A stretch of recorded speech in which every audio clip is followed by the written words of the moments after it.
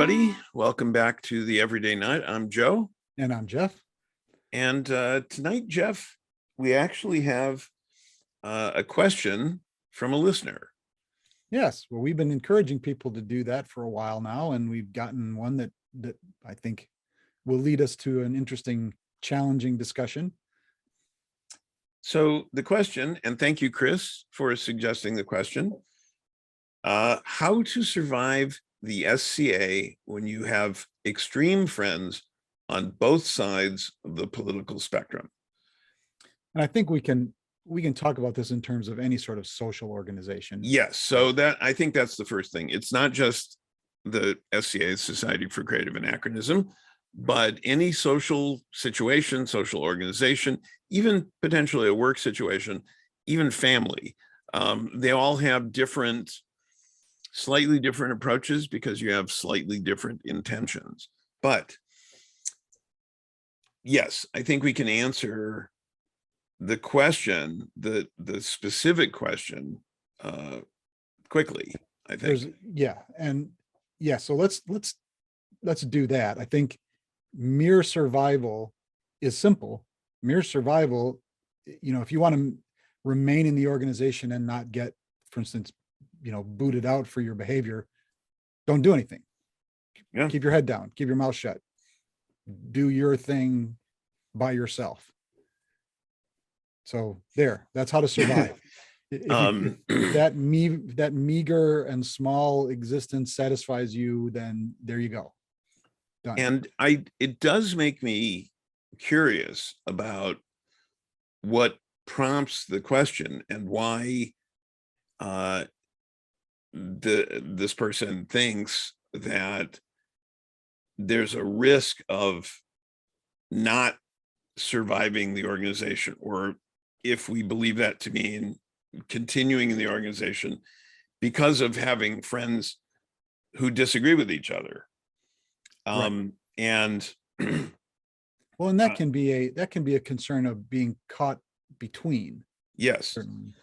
And it certainly, I've found that many times. I've had friends who don't like each other, but who I think we both experienced that, having friends who don't like each other. But that doesn't mean that we don't have to like them, or they don't have to like us, or we can't get along. I do think that if you're going to do more than just keep your head down and keep a low profile and survive in the organization, that is not get kicked out. If you're going to do more than that, if you're going to actually talk to people, interact with people, share your own opinion, share your own thoughts, then the first thing is courtesy. And we've talked extensively in another episode. We talked about the virtue of courtesy and the methods of maintaining courtesy in discussion and action. And we've referred to it several times. And since we talk about all of these questions in the context of the chivalric virtues, I'd say that one is important. You can disagree with someone and still remain courteous by follow. And, absolutely. Yeah. And courteous doesn't just mean being nice. It means you are also honest. I've said before that you need to exercise franchise. You need to take positive action, have the assertiveness to do that. You have to be honest and brave enough to be honest and truthful when speaking to people and speaking to power. And you have to do so courteously, and you have to do all of that at the same time. Yeah. And that's the behavior that we expect.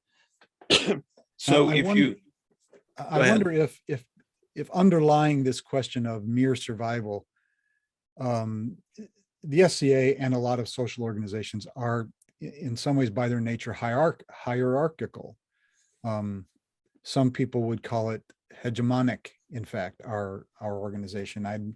I'm not completely sure about that, but it's that that's a whole other thing. If you're worried about the organization itself bringing itself to bear upon you, that's another question. It's a different set of problems to navigate. But go. That just occurred to me as we were talking, Right.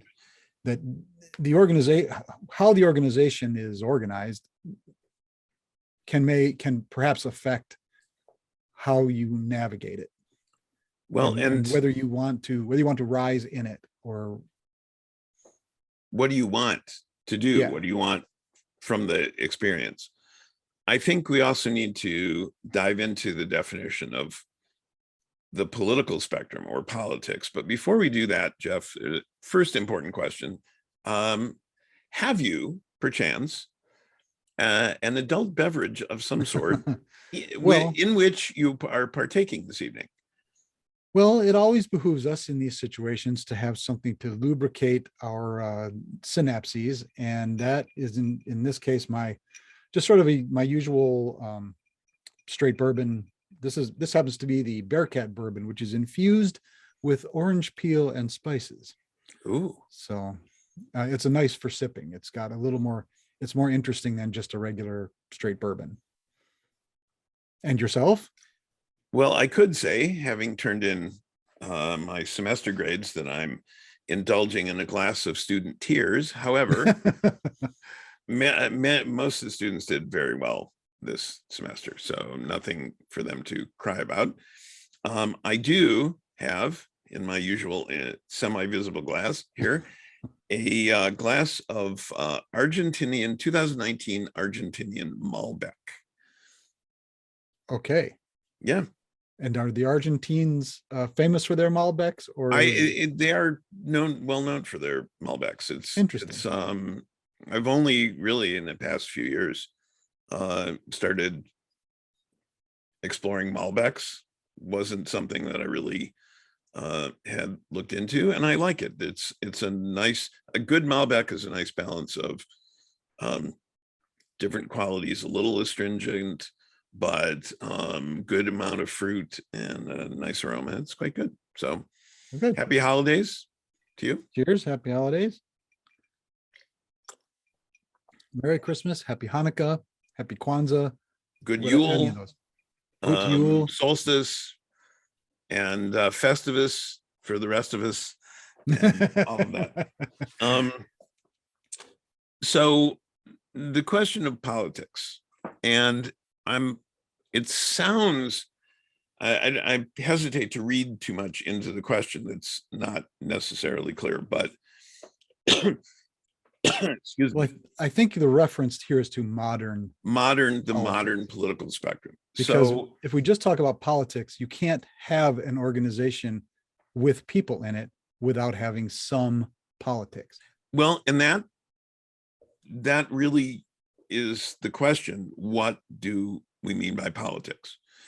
And politics, if you're talking about the process by which a group of people come to agreement upon rules that govern themselves, their organization, by which they set budgets and make expenditures, by which they conduct their business and so on, that's people will disagree about that. And the process of doing that is political, but that's one definition of what politics is. If you are, on the other hand, talking about belief systems rather than process, you're talking about belief systems that are external to the organization, that I'm going to backtrack here. I saw somebody post online, well, I would never lose a friend over politics. Think, well, wait a minute here. How extreme are your politics? Yeah, and if you're saying as politics, you mean, well, we disagree on the exact percentage of a millage to fund fixing the sewer system in the city. Right. Well, Whether or not we want to expand mass transit in the city. or the parks, or, Yeah. that's not something necessary to lose a friend over. However, even those things, as I've just seen in a recent city election, even those things, people are in embedding in those, inferring in those discussions some existential questions. If you oppose this thing, or you're in favor of this thing, that means that you're evil. Right. And so that's intruding certain kinds of, that's politicking around politics. That's trying to having an idea, having a cause, trying to gain people to support your cause in opposition to somebody else. That's politicking. That's not necessarily honest. It is a party politic kind of thing. Yeah. So typically when most people refer to the sides of the political spectrum these days, they're talking about, and particularly extreme friends on both sides of the political spectrum, rather than saying people from the extreme ends of the political spectrum, which is somewhat different. Right. Somebody can be extremely agnostic, or extremely moderate, or extremely bland. It's kind of, I'm extremely moderate. I am the most moderate person Yes. ever meet. Well, if you, it's like calling yourself the most humble. Yeah, well, I've often heard you do that. Well, I got to be good at something.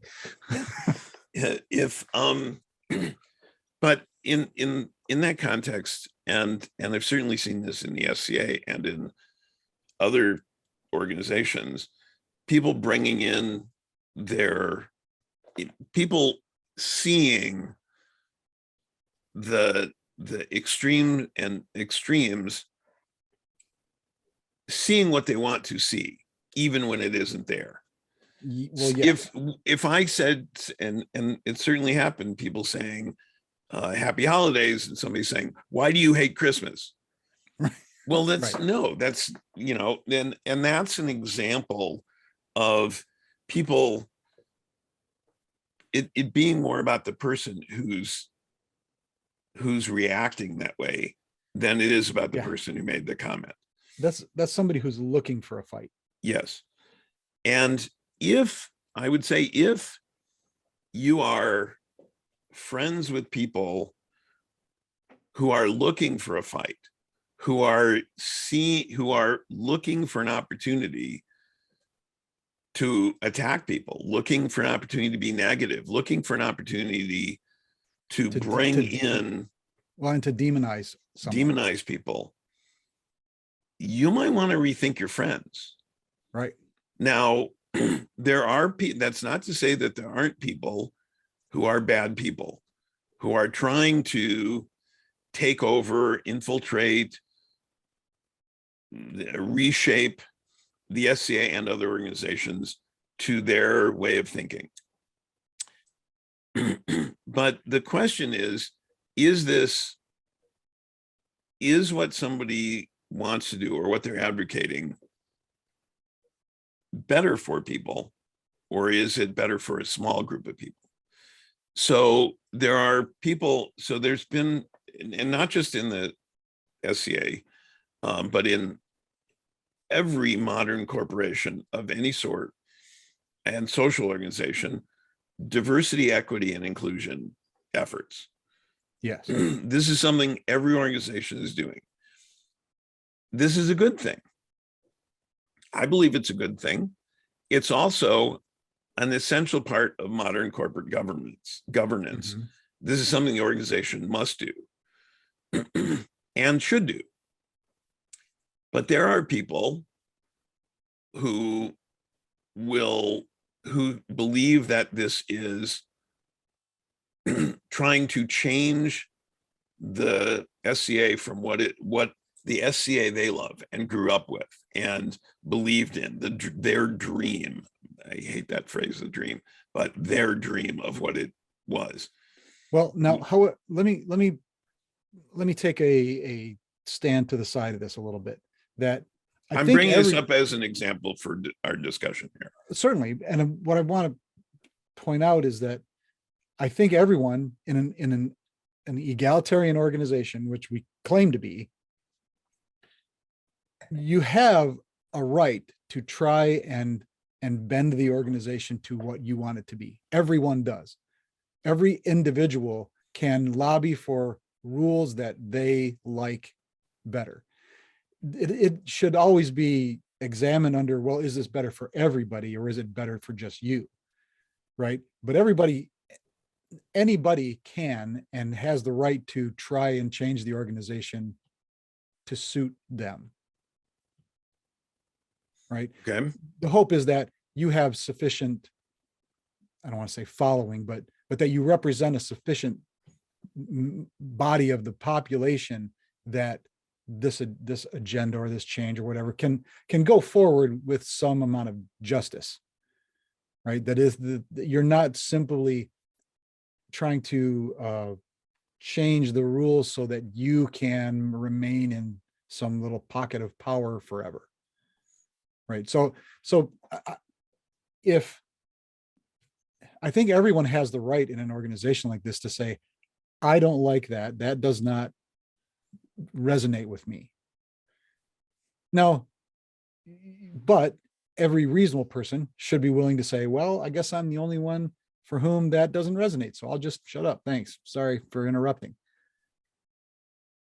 So, and I think that there are, as you said, there are people who are trying to mold the organization into something it never was or claimed to be.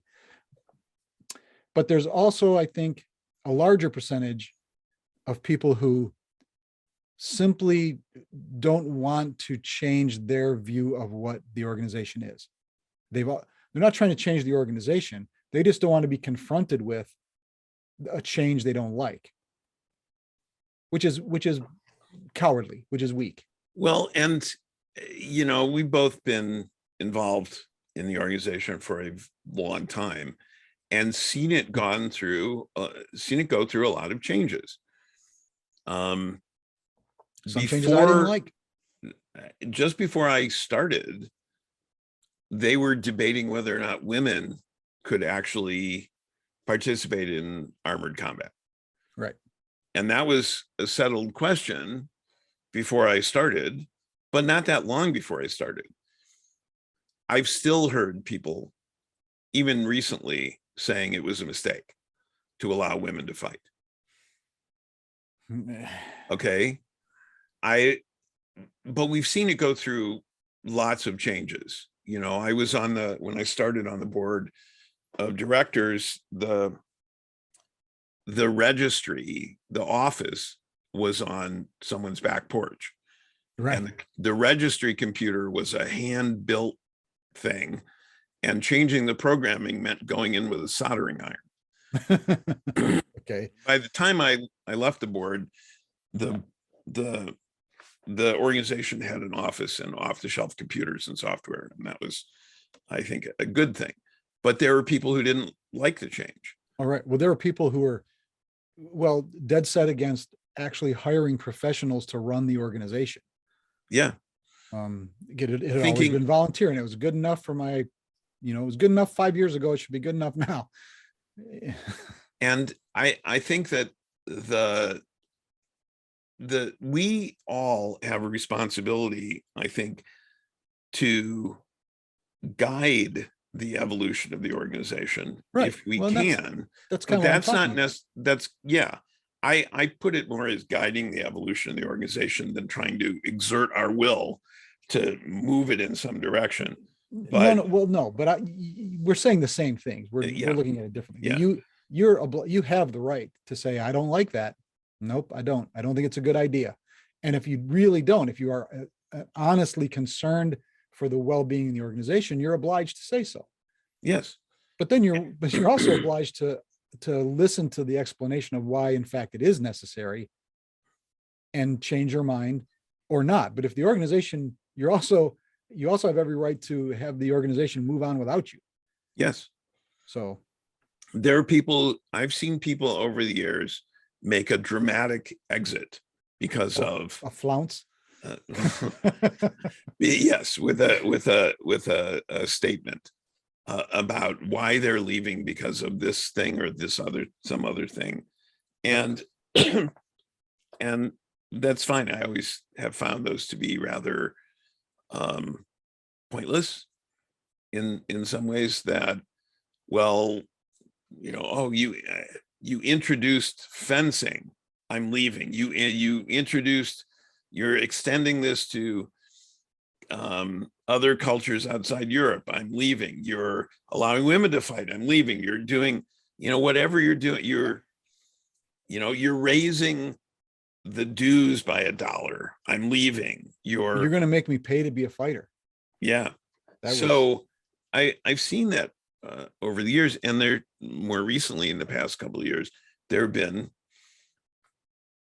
groups that split off. Well, there always have been split off groups.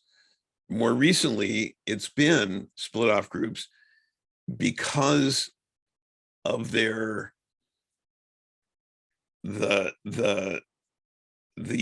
statements, activities, interactions, actions of some people were told this is not acceptable in the organization. Right. And they said, don't you know who I am? I said, we know exactly who you are, and don't behave that way. It's not acceptable. And they said, well, I'm taking my whatever and I'm going and making my own organization. And they do. And with varying degrees of success. Right. And okay, that's fine. So, well, I've seen it. There are people who don't like vaccination requirements or mask requirements.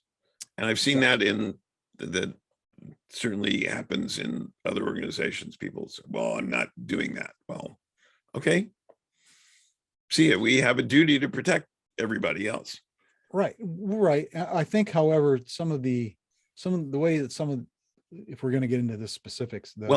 Just let me finish. Okay, go ahead. Even the idea of vaccinations and mask wearing, public health measures, has been politicized in the current environment. And so one of the questions that raises is the politicization of things that are not political. Right. And not intended to be political. Right. Well, it's politicized. It is being used as a weapon by one side to demonize the other side. And that's nefarious. It's turning it completely into something it's not. Like, this is somebody trying to take your rights away as an American. No, we've been doing this kind of thing for 100 years, please. And nobody's said anything up till now, because it was good for everyone. It was for the good for every, we talked about this before, that I've always believed, up until say the 80s, that politics, it doesn't really matter who we elect, because we always end up getting a moderate, and we expect them to turn slightly to the left or to the right, but the object of politics is to do the most good for the most people. One side have a better way to do it than the other side, and the ideas are hashed out in elections. How many people think this is a good idea, and how many people think that other thing is a better idea? And the most people who believe in one thing get their way for a while. We're at least allowed to demonstrate the merits of that idea fairly. Fairly is the question. And if it doesn't work, there it is. It didn't work. So we're not going to do that again. We're going to go back to our, and it went back and forth, but it's not like that anymore. It's No. now everything is a weapon to maintain power. And that I happen to believe it's worse on one side than the other, but other people will say, nope, both sides do it all the time. There's no why bother to compare? But anyway. Well, and I happen to agree, and I think that both sides are equally bad is not intellectually honest, or at least misinformed. No, If you, and it comes to me, even if that's true, then we need to do something to curtail it yes, from yeah, both sides. So yeah. let's do that. But no. We need to get our turn to abuse the system before we change it. Yeah, and so again, it comes to the question as well, what do you define as politics? And and I've heard it said, with regard to academia, for example, the politics are so intense because the stakes are so low. And I think that's not accurate. I think the perception of politics, or the obsession of interoffice or interdepartmental or something politics, the perception is intense because the stakes are low. And I've seen that in office politics too. My approach to office politics was always to ignore it and focus on my job and doing the best job, and always focusing on the work. The content of my discussions at work were focused on the work.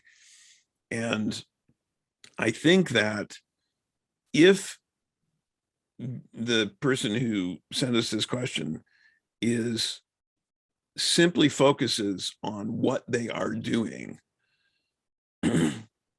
that's a means not simply to survive, but to thrive.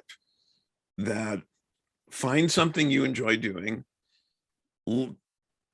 practice it, and learn to do it really, really well, and teach other people to do it. And I think you were the one who first said something like that I first heard articulated in that way. How to get anything you really want in the SCA. Yeah. My 5 steps. Yeah. Yeah. I cut out a few of them, but that's mostly. That's all right. Yeah. But I think that's in. So somebody you don't like are king and queen, right?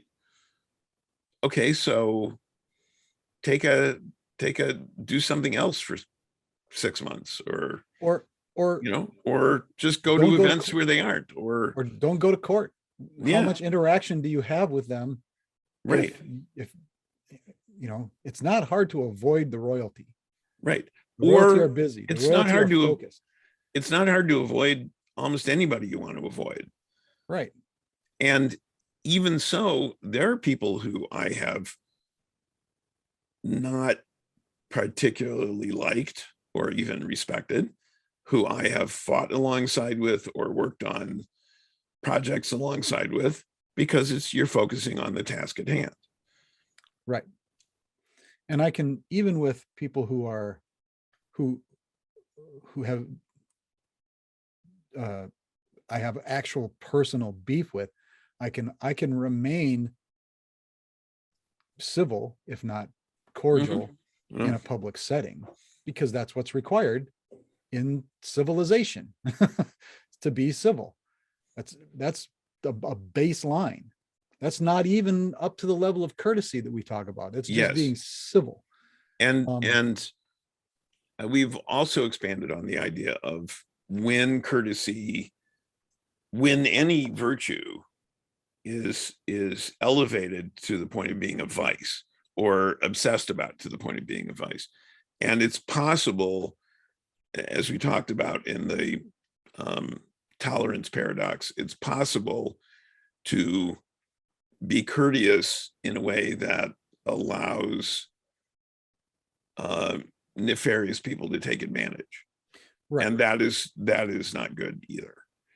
So, and that's what we talked about right at the very beginning of this, was that if you, or well, maybe it was before we actually started, we talked about how if you are going to practice the virtues, and I'm talking to the original question here, at some point, I think if you are true to yourself, you've got to decide, and I almost hate to say it, but you've got to pick a side.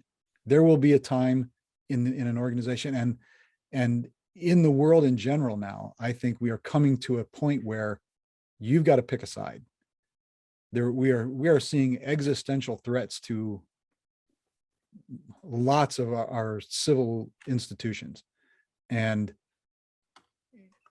you may need, if you really believe this person's a friend of yours, if they're on one extreme or the other, I think you may become obliged to say, hey, let me hear you articulate what you really think about this. And you may need to make a decision about that person's worth. yep.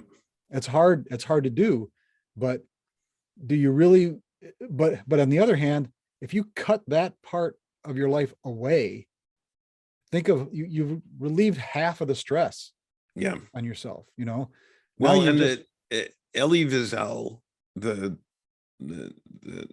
I see, did Elie Wiesel, I'm trying to remember if he was a Nobel laureate, but he is certainly an eminent writer, a Holocaust survivor. He said, neutrality helps the oppressor, never the victim. Yes. Silence encourages the tormentor, never the tormented. Sometimes we must interfere. Yeah. And so, yeah, if you're going to be neutral, are you being neutral? What's that? You can't have an effect. Yeah. And you're also doing nothing is making a choice. Not taking a side is taking a side. Yeah. So when it's a serious issue, if it's not a serious issue, if it's, and I hear this all the time. People, there's an old Latin saying, de gustibus non disputandum est.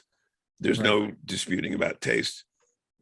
It's not great Latin, but but that's, people love to argue about their opinions, about their favorite sports team versus another sports team, about their favorite New York style pizza or Chicago style pizza or Detroit style pizza with pineapple. Oh, you awful, or you heretic. Right. Ford versus Chevy. It's well, that, who gives a shit, really?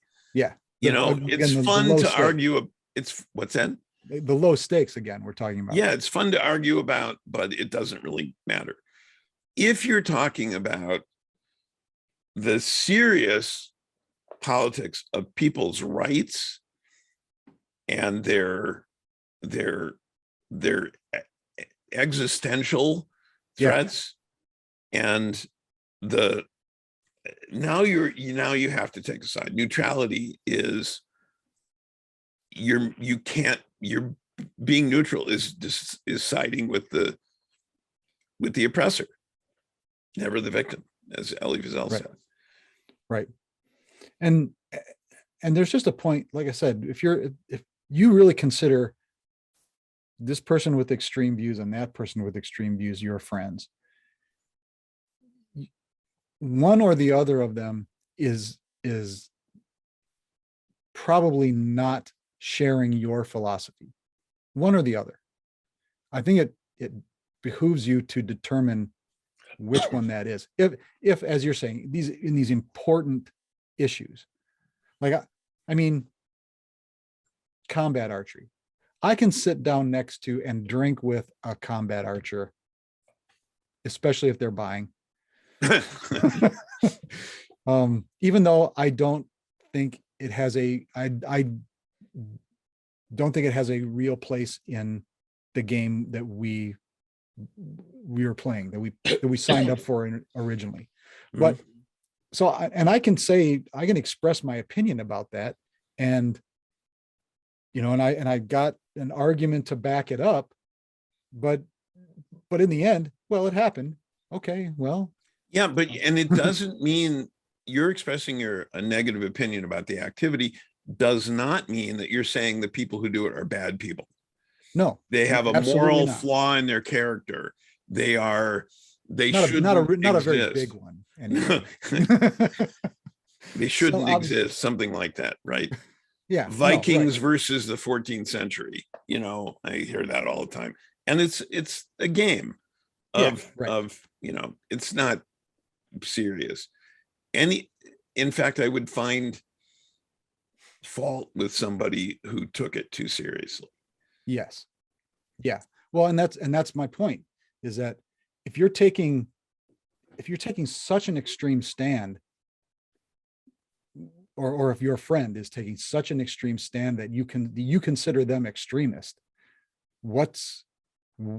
where are you in that equation? What are you Yes. willing to tolerate that? How far are you willing to let them go before you can't be friends with them anymore? And perhaps, like you said earlier, that having two friends that don't like each other, maybe you don't understand either of them completely. Yeah. And gaining that understanding is, if they're your friends, would be worthwhile in any case. Yeah. Maybe with that understanding, maybe you can bring two of them together. Maybe you can say, hey, this guy's not so bad. He may have this weird idea, but you've got this weird idea. So let's be real about this. Come here. Let me introduce you to him and talk to him for a minute. Right? I mean, yeah, but in the modern world, and again, we're talking about bringing these are modern world ideas brought into this medieval reenactment organization, or recreation organization, that that's we are who we are. We are modern people. It is extremely difficult. It's really nigh impossible to understand the medieval mindset. Right. People don't even understand. People travel to other countries and don't understand the way people in other countries think, even today. Sure. So, well, Mark Twain said that there are tourists, and there are travelers, and tourists go somewhere and want it to be as much as home-like as possible, and travelers go somewhere and want it to be as different as possible. And but understanding that and respecting that difference means that you're not assuming that your way is the only way. Right. And so I'm kind of going off topic here, but well, but I think you make a good point for the idea that, to be honest with yourself, you've got to be willing to listen to another viewpoint. Right. And if you're trying to remain neutral, listening to both sides is okay. But at what point do you have to start being honest with yourself? You can listen and listen and listen. At some point you have to decide. You have to say, I can't see that. I can't accommodate that in my mind. Sorry, and that's tolerance and intolerance. I can listen, or the idea, was it Socrates? This is a person should be able to entertain an idea without adopting it necessarily. Yeah, hear it without. Yeah, exactly. Yeah. So yeah, listen, but judge it. People say, you shouldn't judge. Yes, you should. Oh yeah, everything. Question everything.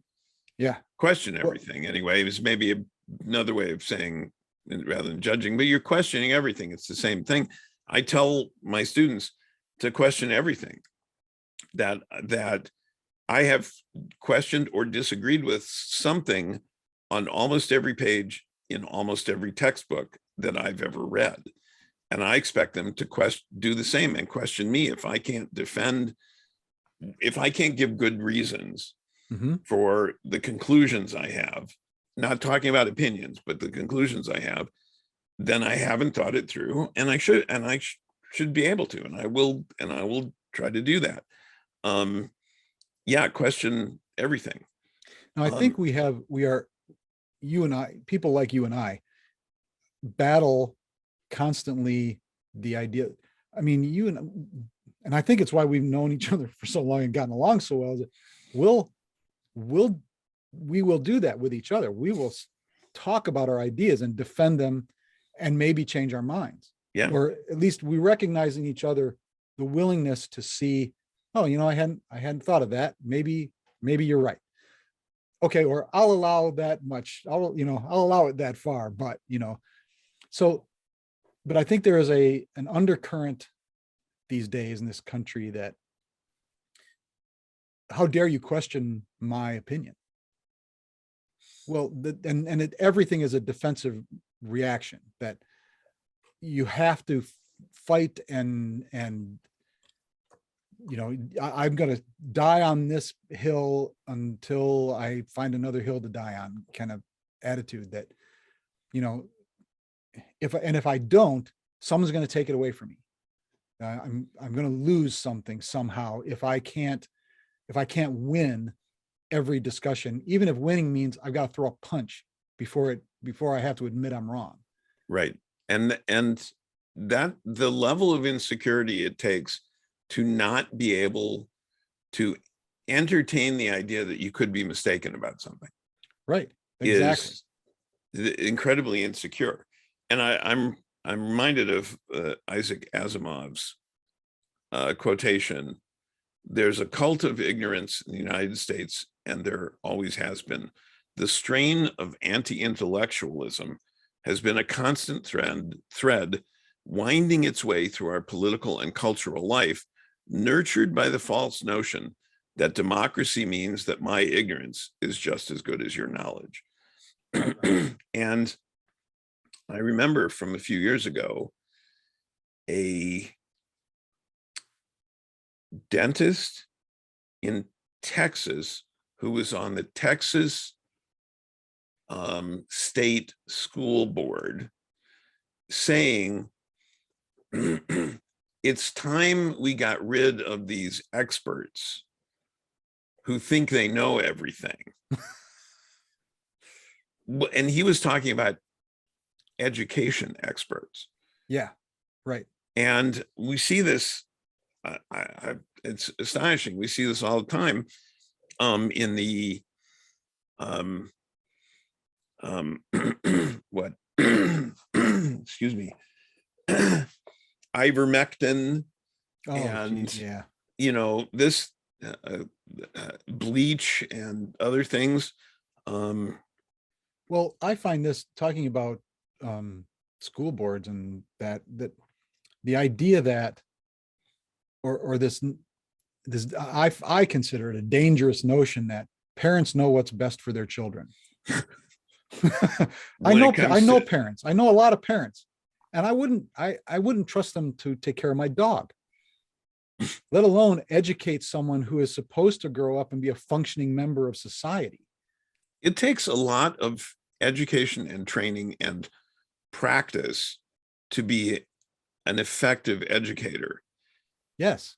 It takes no skill at all to become a parent. Yeah, right. In fact, a certain lack of skill sometimes is a component in becoming a parent. But yeah.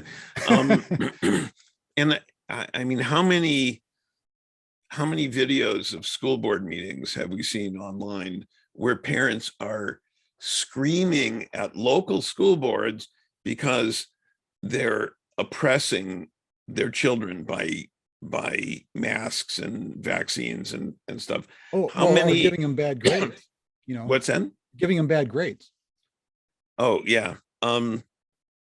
trying to teach them about certain parts of history, trying to make sure Yeah. that they are following, well, any kind of teaching standard. Well, and complaining that I remember growing up when citizenship, you got a citizenship grade, you know, it was Yeah. essentially a behavior grade, but there were posters about being a good citizen, and including a poster of Superman talking to kids Right. about respecting everybody, no matter where they came from, and so on. And that's the foundation of being an American. Yes. But there certainly there are people who want to indoctrinate children into, to be blunt about it, a white supremacist idea of America. Fuck those people. Take Right, well, take a side. If those are the extreme views you're talking about and those are your friends, why are you friends with people? I mean, that's really extreme. Why are you friends Right. with those people? Right. To try to change them? If it's not, if you just want to survive in the organization by being friends with people who are in the hierarchy, who have some positions of perceived rank and authority, and they are horrible people, you lack courage. Mhm. Because what are they going to do? What can they do Right. to you? Yeah. Yeah. What can they can't, yeah. Oh, get banished? Okay, big deal. Yeah. It's You 6 know, months unless you've broken a law. right. So it really if it really depends what you're talking about when you're saying extreme friends or extreme politics. Well, yeah, if your friends, if you find that your friends believe in evil things, why are you friends? Right. If you find your friends believe in doing good things for more people, yeah, you should be friends. And I am taking a side here. Yeah. Well, of course. How not? I mean, when you put it in those terms, but you Exactly. have to look at it.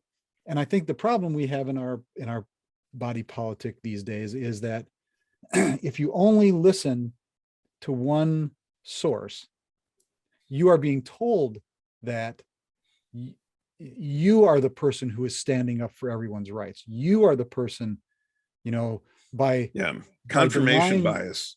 Yeah, well, yes, and the fact that you know you're a real American because you believe these things. You are a hero because you are standing up to protect these values from these horrible people that are trying to break them down and wipe out any sense of decorum in the society.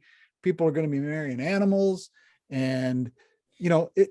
Well, and there's I think one indication, one thing that's an indication, no matter who it comes from, are logical fallacies. Okay. When you hear people I wish rhetoric and logic were still taught. Yeah. But one of the most common ones I've seen is something called the straw man fallacy. Mm-hmm. Where you say something means something, or you say a person is this, and then you argue against that, except that's not what it really is. You're describing something in a way that's not true, so you can argue against the thing you've created. But it's called a straw man fallacy. And if you see people doing that, and maybe we should do a whole episode on logical fallacies, because logical fallacies are. We did one. We did a couple, I think. Maybe it's time to revisit it. All right. Logical fallacies are the enemy of veritas, of truthfulness. Of truth. Mm-hmm. Not truthiness, as coined by Stephen Colbert, which was brilliant. It feels true. It's true enough. He Sure he did does. that in his first episode of the Colbert Report. But no, actual veritas, actual honesty and truthfulness, verifiable facts, not merely opinions. If somebody is, you have to understand that, and logical fallacies are the enemy of veritas, I think what we're which seeing, pisses me off, because there's a propaganda of discredited propaganda organization that calls themselves Project Veritas. oh And yeah, it is the irony of that is just mind-blowing. oh well, yeah, there's, and I find this to be, It's newspeak again, from it's yeah, newspeak, right? well, I find this to be the case almost, and this is why I have decided, why I have come down where I have in the political spectrum, because I see from one side, everything is a freedom caucus, or it's, we are the ones who are holding on to truth and justice and the American way, and we're patriots, and you're not, you're selfish and ignorant. And it shows if if you hear anyone else speak, if you hear any other facts. And I think it's not a matter of being lied to so much as only being presented with this very narrow set of facts that support this philosophy, and is bolstered by personalities saying, well, I'm just asking questions here. Like you said, it's nefarious. I'm going to present you with these facts, and I'm going to string them together in such a way to lead you to a conclusion of my making. I'm not going to present facts and allow you to come to your own conclusion. I'm going to give you this very narrow and cherry-picked set of facts, and then I'm going to tell you what you should conclude about it. And if you conclude correctly, you win the prize of being a very special American. Yes. And then when any of the facts change, I'm going to drop that. You'll forget about it. I'm going to move on to the next thing. Right. Or, well, that fact isn't true. See, that fact has been concocted by the enemy. Right. Well, people were screaming about, oh, gas prices. Well, gas prices are lower now. Yeah. Well, and they never really got up that high. No, and they're lower than they were actually years ago. 2 years ago. Yeah. I mean, so I remember when gas was so now it's ago. not a thing. Now they've moved on to something else. Right. Right. Yeah. Yeah. Well, true. And to some extent, both sides will do that, but it's getting worse and worse.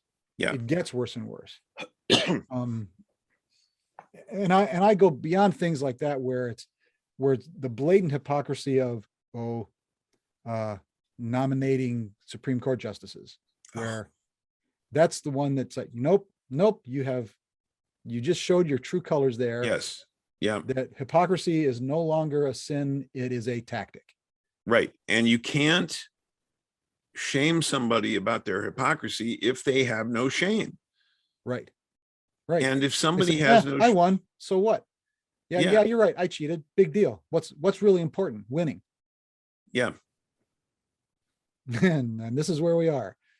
Yep. So with that, so we've wandered sufficiently away, and now we're both angry. So I hope that we've answered the question and more. I hope to hear from you. I don't know if that's helped, but I hope so. Yeah, we're all full of advice here at the Everyday Night, but you got to decide for yourself whether it's good advice or not. So is that it then? I think that's it. I don't know. We could keep going. And oh yeah, we could certainly keep going. But yeah, the question, I think, like we said, you can survive. Surviving's easy. Do you want to live? Do you want to thrive? Do you want to do something Yeah. where Then focus on what you're doing, stick to it, but be honest about the fact that if in questions of ethics, if you are not taking a side, you're siding with the oppressor. right. Well, you're siding, you are willing to allow the side that will hold back nothing to win. Right. Right. Because that's what it comes down to. Right. And you know what we had a taste of January 6th was this is a side that doesn't care about the rules, doesn't care about. Now again, this is the narrow facts thing where all these people were fed from a very narrow selection of sources that they'd been lied to and they'd been cheated. And and they believe that. That's one of the things I have routinely asked students where they get their news. Did anybody read a newspaper? Nobody reads a newspaper. Every year I get maybe one student who reads a newspaper online. Oh, online. Okay. Not And an actual then, paper. Can you get well, those anymore? same content, really. Yeah. Okay. And do you watch TV news? No. Listen to radio news? No. Where do you get your news? Twitter? Yeah. Twitter. Social media? Yeah. Not even Facebook anymore, because they're Facebook is for old people. Yeah. Right. So so then I take out my phone. I say, so on my phone, I've got probably 24 news apps. The ones I check most often include both the Huffington Post and the National Review, also AP News, BBC, Reuters, you know. So, and then I show them the media bias chart, right, which shows and where they're all very much at the top of the curve there. Top of the curve, but across the spectrum. Say, if you're listening to sources down here, these people will fuck you up. Yeah. I don't know. I usually don't say it quite that way with the students, but yeah, so this is bullshit. I do say that. Don't pay attention to this stuff, you know? Right. Right. Yeah. So, I tend to do Associated Press, Reuters, BBC, and every once in a while, Al Jazeera. Yeah. Because they're like the opposite of the BBC for international news. Right.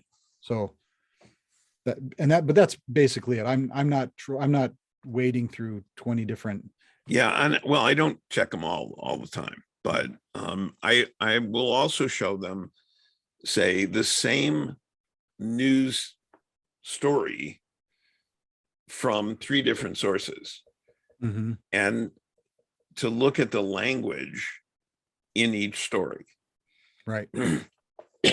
Look at the headlines, which are usually written by somebody other than the journalist who's written the story, and look at the word choices in the story. Is somebody called a terrorist? Is somebody called a revolutionary, a freedom fighter, a soldier, right. Is it called an attack?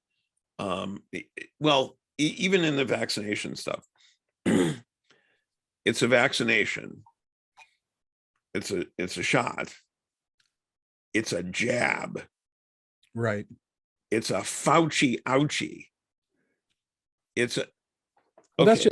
That's like children speaking, you know, that. Well, yeah. Well, so much of, there's a great book called Lies My Teacher Told Me, which is an examination of, it was a study of the most popular, most widely used history textbooks, high school history textbooks in the United States. And it looked at what was factually incorrect.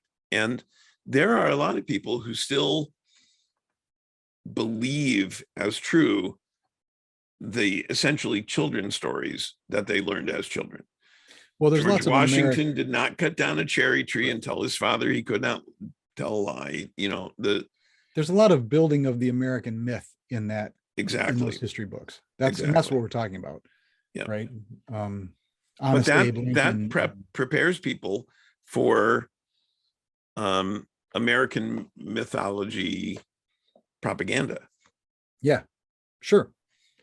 Yeah, well, our great leaders were exemplary human beings, and therefore the United States is an exemplary nation, and